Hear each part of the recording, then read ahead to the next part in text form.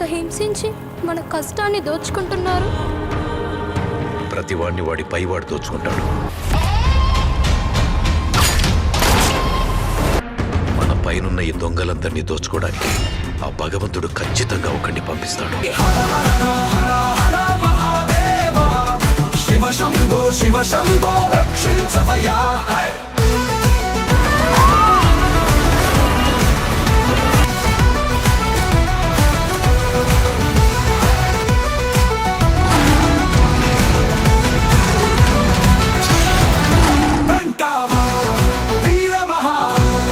వీర మహర వీర మందు ప్రతను శబితే